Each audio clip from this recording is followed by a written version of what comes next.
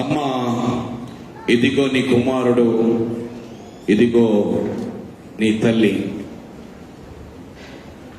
వాక్యాన్ని ఆధారము చేసుకొని 10 ఆజ్ఞల్లో ఉన్నటువంటి ప్రాముఖ్యమైన ఆజ్ఞను మరొకసారి తెలియపరుస్తూనే లోకానుసారమైనటువంటి బంధము, బాంధవ్యాన్ని ప్రభు యేసుక్రీస్తు సిలువలో నుండి సంపూర్తి చేసి మనకు కూడా ఒక బాధ్యతను అప్పచెప్తున్నాడు. The responsibility has been given. తల్లికి కుమారుడితోనూ, కుమారుడికి తల్లితోనూ ఉన్నటువంటి ఒక బంధాన్ని, బాంధవ్యాన్ని తెలియపరుస్తూనే ఆ యొక్క బాధ్యతలను అప్పచెప్తున్నట్టు విషయం. ఇది ఆత్మీయ కోణంలో ఒకసారి మనం పరిశీలించుకుంటా ఉంటే, తల్లి అనేది సంఘానికి సాదృశ్యమై ఉన్నది. ప్రభువైన యేసుక్రీస్తు వారి యొక్క సిలువలో నుండి పలికినటువంటి యొక్క ప్రత్యేకమైన పలుకులో లోకానుసారమైనటువంటి బంధము, బాంధవ్యము ఇమిడి ఉన్నను, పరలోకానుసారమైనటువంటి ఆత్మీయ మర్మము. Do not neglect your mother ecclesia.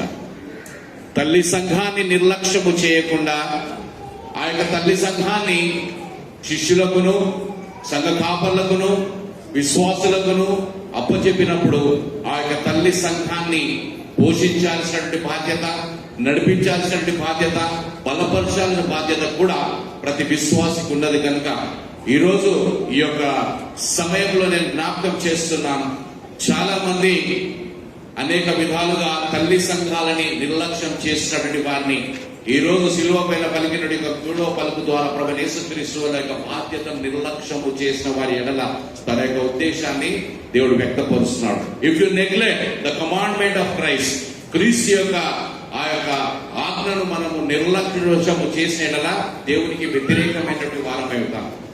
దేవుని యొక్క సంఘాన్ని ప్రేమించాలి, దేవుని యొక్క తల్లి సంఘాన్ని మనం ఆదరించాలి.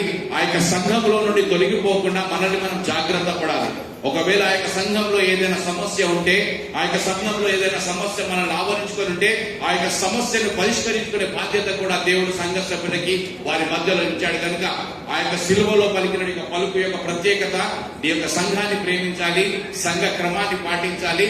సంఘ సహవాసంలో నుండి నువ్వు దూరంగా వెళ్ళిపోకూడదు. నువ్వు దూరంగా వెళ్ళిపోతే పరలోకానుసారమైన ఆత్మను నిర్లక్ష్యం చేయడం మాత్రమే కాకుండా లోకానుసారమైనటువంటి బంధం, బాంధవ్యంలో తల్లిదండ్రులు నిర్లక్ష్యం చేసే వారమవుతాం. కనుక మంచి సందేశాన్ని, వాక్యాన్ని ఆధారం చేసుకుని మాతో పంచుకున్నటువంటి సహోదరి కేసీఆర్ దేవసాయం గారికి సంఘ పక్షమున, కమిటీ పక్షమున మా నిండైనటువంటి వందనాలు.